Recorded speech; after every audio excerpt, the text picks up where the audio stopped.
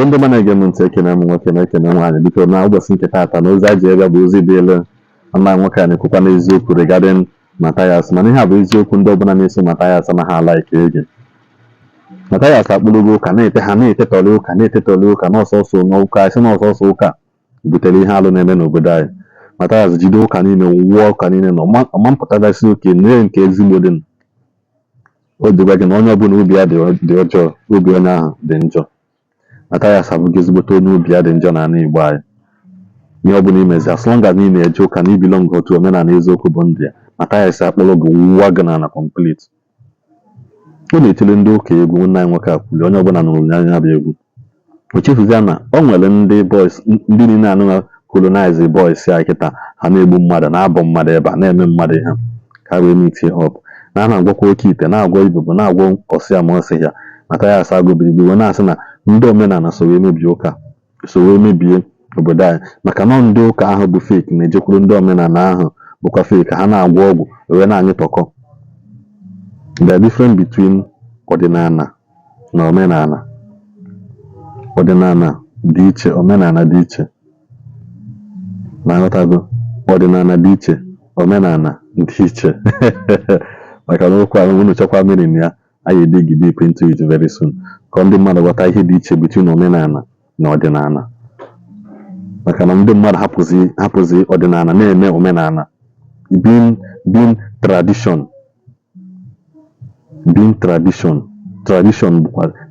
dịkwa different from culture.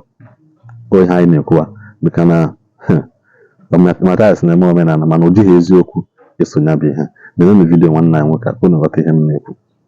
Ndị omenala problem anyị nwere na southeast today.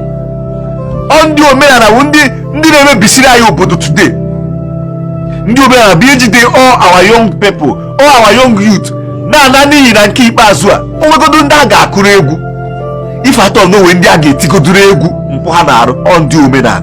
Ụmụazị niile a na-enye nsogbu jide ndị be anyị na-achụ ọsọ jide ndị be anyị na-atọkọsị na-apịawa ha azụ ndị omenala na-agwọrọ ha ọgwụ.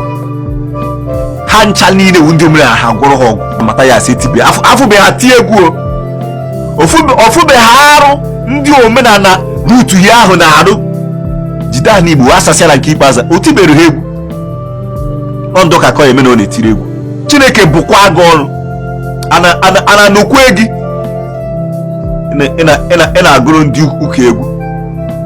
Onwe ka gọọmenti of Anambra State or maybe government of all the whole southeast si wee today we may all the native doctors na eze nwanyị niile na Igbo arrest. Just give it 1 month before everywhere ga chuo. Nothing good will ever come out from that Omenala Ezeaku or whatever group na-eme there. All those things will wasting of time, wasting of energy, wasting of resources, and then it just na cause more problem than ka nwere anwa na Igbo already. You see, egwu Matthias ko rubbish. He's just wasting his time. Stories niile Matthias ko na-egwu ahụ akụkọ mma ngozi na ndị ya dị ya. Ọ just na-edeceive onwe ya. Na-eme business ya. Si unu na ọ na-ekwuchitere unu ọnụ. Si unu na ọbịa ka ọ tọpụta unu na-abụ. Ka o gosi unu ebe ndị ụka si eri unu na-emebiri unu obodo. Ndị ụka na ndị omenala ka ndị ka emebi obodo. Ndị ụka na ndị omenala ka ndị ka emebi obodo. Ugbone ka Matthias pụtago kwuo gbasara arụ a ndị omenala ibu na-eme n'ala Igbo. Ugbone ka Matthias pụtago kwuo ihe gbasara ya. Because nke wee eziokwu nọ ndị omenala problem anyị nwere na southeast today. Ndị omenala bụ ndị na-emebisiri anyị obodo today.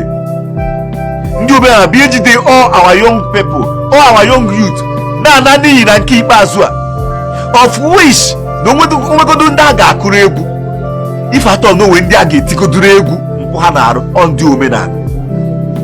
Ebe anyị na-ana Igbo today ụmụazị niile a na-enye nsogbu jide ndị be anyị na-achụ ọsọ jide ndị be anyị na-atọkọsị na-apịawa ha azụ ndị omenala na-agwọrọ ha ọgwụ. Ha ncha niile bụ ndị omenala ha gwọrọ ha ọgwụ. You can't tell me anything. All this group of people na-terrorize ndị be anyị na nke ikpeazụ a bụ si ndị omenala bụ ihe na-agwọrọ ha ọgwụ. ndị omenala ihe na-akwado ha wee sị ha wee gawa n'iru. Ndị omenala na-encourage arụ a na-eme n'ala Igbo na nke ikpeazụ a. Ụmụazị niile a na-ezugharị uhie anyhow, na-atọkọsị ndị mmadụ, na-apịawa ndị be anyị azụ anyhow. Ndị dibịa na-agwọcha ha ncha niile ọgwụ. Ndị dibịa ndị omenala na-akwadosi ha ncha niile bifo ha pụọ n'ihu ọrụ. Ọtụ ndị dịka Matthias etibia afụbeghị ha tie egwu, ofubeghị arụ ndị omenala rutu ya ahụ na-arụ jide ha n'Igbo asasịara nke ikpeazụ o tibere ha egwu. Ndụ ka eme na ọ na-etiri egwu. Ụmụazị niile efu jidere ala Igbo wee gwopịa na nke ikpeazụ a. Ndị dibịa niile a na-agwọrọ ha ọgwụ ha na-enyecha ha percentage, ha na-ewotecha ha ncha niile percentage ma ha kacha ha n'ọrụ wee bata. And that is the more reason why the crime keep on growing, because they are encouraging them to do more. So that I na-ewote ha percentage na-abịa Thanksgiving n'ihu arụsị na-efe ego na nke o mere eme, na-ayọkwa ya ka o mekwa ọzọ ma hapụkwa ijekwe zuo ohi ọrụ mpụ ya afụ ekpọrọ onwe ya onye dibịa. Ọpụta on live na Facebook sị gị na ụmụazị bịa for Thanksgiving, ụmụazị bịa Thanksgiving ọrụ gara ha na-efesasị ego abịa na-egbufusi ọbara ka ọrụ ha na-arụ, ka ọrụ ihe ahụ bụ bịa na-arụ. Izu ohi onwezi ihe ọzọ, izu ohi na ịrụ mpụ dị iche iche. And most of you come and tell me ndị ụka ebuga anyị unu nwa na-azọzi anyị azụ, unu nwa na-azọzi anyị azụ wee na-encourage our young boys ka ha na-ezu ohi, na-egbu mmadụ, na-atọ ndị mmadụ, na-eme ka o si sọ ha ma ị na-agwa ọrụ ha ọgwụ. Ịkpọrọ onwe gị dibịa onye omenala. Ndị omenala bụ ụzọ eziokwu bụ a way to go. Then a young guy ya abịakwute gị sị gị na ọ chọrọ ka ị gwọọ ọrụ ya ọgwụ ka ihe ọ na-eme wee gaa ọfụma, wee jụọ ihe ọ na-eme, ọkwa gị n'ohi ka ọ na-ezu. Instead ị ga-ekwechiri chụọ ya ezigbo ọsọ sef, ị nabata ya, gwọọ ya dị ọgwụ, si ya kwee nkwa n'ihu arụsị, o mechaa ka olu na-eweta percentage, o kwee nkwa, ekwadocha ya ọfụma, zipụ ya, ha jeje mechaa mpụ bata, abịanye gị percentage nke gị ijiri na-akụ emesipụta on social media si na ndị ụka problem gị, si na ndị ụka egbugo gị. Chineke bụkwa gị ọrụ ana n'okwe gị ị na-agụrụ ndị ụka egwu onye nke na-asị m omenala nke Matthias na abụ dị different na omenala nke ndị dibịa, omenala nke ndị ụfọdụ ndị dibịa nọ si n'ala Igbo, mana omenala nke Matthias sọnsọ ejeso omenala ka akpụ. How ka ekusi dị different? Ka omenala nke Matthias na nke ndị dibịa na-emesi wee dị different? Ọha ofu ndị mbụ na ndị egere ka ha ncha niile na-akpọkọ, ọha ofu arọ bụ na ego ka ha ncha niile na-efe. Ka o si dị iche? Unu just bịa na-edisivu onwe unu just bịa nnọọ unu na-edisivu onwe unu. 99.9 of your members na-eje nke ndị native doctors. 99.9 of them na-patronize native doctors. Ma nke anọ ọba ana m afọcha ha ncha die na all of us dey di social media, ha na-ejecha die ma other native doctors na-eme nri ya na-agwụ eri emeri ha arụsị ya. All your members na-eje die ka ihu na practice si wee dị iche na nke ha nwa na-eme. Kedu ka ihe unu na-eme si wee dị different na omenala nke ha nwa na-eme, ebe ha ọha ihe na-agbakwara unu afa ndị eriri eri?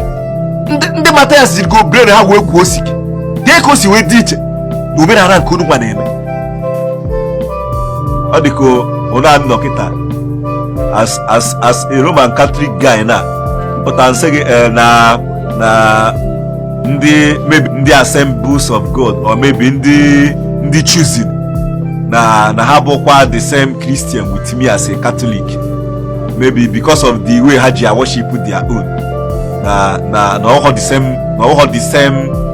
same Christian. You know the same Christianity with me. Ndi eri. Matthias puta ojiunu nchali ne na amukwa. He can never come out. He can never come out to criticize the native doctor and say why Ndi by winning susu. Onwe ka government of Anambra State or maybe government of all the whole southeast. See where today we may all the native doctors neze why ni na Igbo arrest. Just give it 1 month. If you everywhere got you. If you all these crimes na got on now, God that you. Because all these boys name me here, always you have affair na borrow hogo. Always you have affair na encourage her.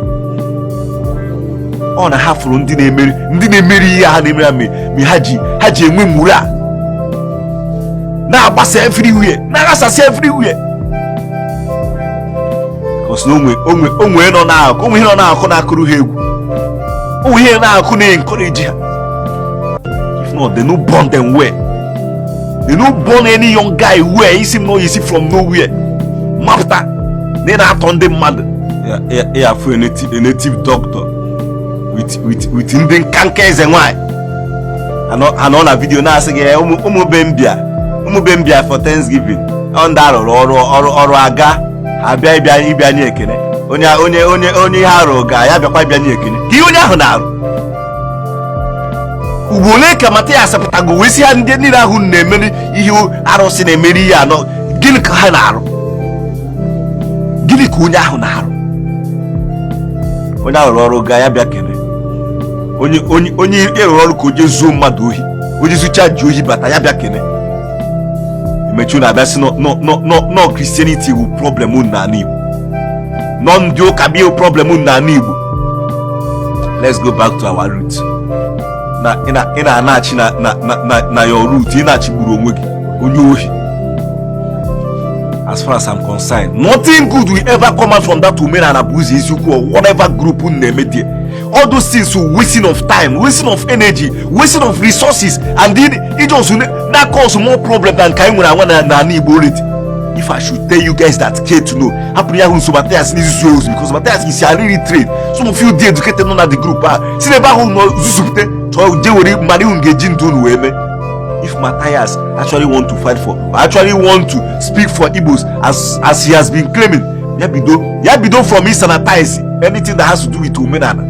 Yabido by his sanitize anything that has to do with tradition. Or sanitize all these things, all these only claim that no when doing this one. Yes, sanitize all those ones, also bad ones from Omenala or whatever, put up here. Then before Obata side Kendioka. So ya bido by in a ticket in the Omenala, good dibia, yet you happen in it from Omazibai, happen in a one the bio Hade, me hojo, happen in a Tom Mother Narose, happen in a may in an apple the by your mother, happen in a soup the bias, happen in a man called them, ya bido from there. Umechazi and cap, as far as I wouldn't China Bundu Omenala, Umechas from side after before. With you as I did can joke. Non do Omenala. Omenala the main problem. Omenala the main architect of our problem as far as Southeast is concerned now currently.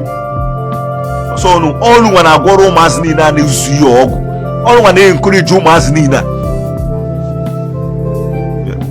People go in a query. Before I go, since last 2 weeks, ka na agwam that ndị Omenala want to blackmail me or they want to that they are trying to cook up something against me or whatever. If you guys must care to know, when I had this blackmail or lies issue was way back 2015. Oga kankana emehe Bele FM and Sapienza. For those of you that knew me very well then in Onitsha, that was when I had this whatever lies or blackmailing or whatever. You can check since 2015. Ogen bido. Ogen nemi entertainment. Messi all those things. Messi then. Mecha gafe. like nothing come out of it. So for those of you who are mature, that just maybe started seeing my video, nothing on this world that I will hear about me that will shake me. And when you know about me now, you guys think okay, shake him or make and told you. Oh, they are hard on one. If you like, talk from now till tomorrow. If you like, do whatever lies, do whatever you don't know. This is so me. Put on social media. But need a quiddy bunyan. The only thing I'm telling you guys is, me kweni he baduru, me kweni he open confia, come on all the solid. What maybe you put all these village things who they make. Tina my name, Chinika Bogo, Bondi Punino. No, not the Apuara there. Who measured the blackmailing? Just send to my inbox. I will post. Chineke Bakwa Chani no Kweba Ndohi. Unjidiranibu. Jidanibu Jido our youth. Natali and Kukunu Mani. Una name made in the Chineke Abon. Make sure you share this video after watching. Igwe kene m unu n'ụbọchị nke taata wee na-asị biko emecha vidiyo anyela ya aka share this video maka na ụwa nwanụ n'ime na ndị mara eziokwu ka ya nọkwa na-ekwu ndị na-atụkwa na-asị ya kọntinue na-atụ asị ha mana n'ọbụ na osi na dị iji na sị n'ile maka o ji aga n'ogwu biko na efere mba ụwa na nwefe ogbukwana leka 2-edged sword ogbughe ebe a ogbuo ebe a mana onye ọbụla were eziokwu na-aga ya na-egbu n'ihu mgbe ọbụla wee na-asị na adịla Igbo mma egbe n'ihu egbute mma egbuo na aza egbute mma ka anyị nwee na mgbe ọzọ ụmụnna